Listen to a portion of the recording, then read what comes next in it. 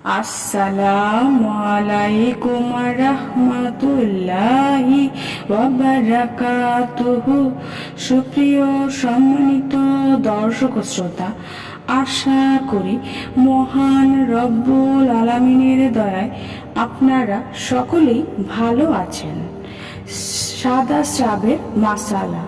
সাদা স্রাবের মাসালা হলো, কারো যদি এত বেশি সাদা স্রাব নির্গত হতে থাকে যে কোনো নামাজের সম্পূর্ণ ওয়াক্তের মাঝে এতটুকু সময় বিরত হয় না, যার মাঝে সে তাড়াতাড়ি করে অজুর ফরজ অঙ্গগুলো ধুয়ে ফরজ নামাজ আদায় করতে পারে।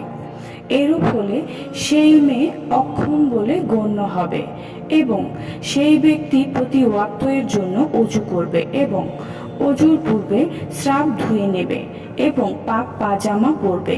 তারপর নামাজের মাঝে সাদা স্রাব বের হলেও নামাজ ভাঙবে না, ওভাবেই নামাজ পড়ে নেবে এবং সাদা স্রাব বের হওয়া ছাড়া অন্য কোনো অজু ভঙ্গকারী কিছু পাওয়া না যায়, তাহলে এই ওয়াক্তে যত খুশি নামাজ পড়তে পারবে, কোরআন তেলাওয়াত করতে পারবে।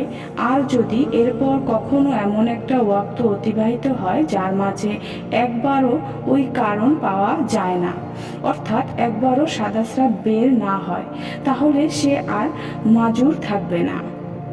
এখন যদি কারো অবস্থা মাজুরের হয়ে থাকে তাহলে এই হুকুম, আর যদি মাজুর হওয়ার অবস্থা না হয়ে থাকে তাহলে প্রতি ওয়াক্ত শুরু হওয়ার পর থেকেই অজু করতে হবে। নামাজে সাদা স্রাব বের হলে নামাজ ভেঙে যাবে এবং তখন আবারও অজু করতে হবে।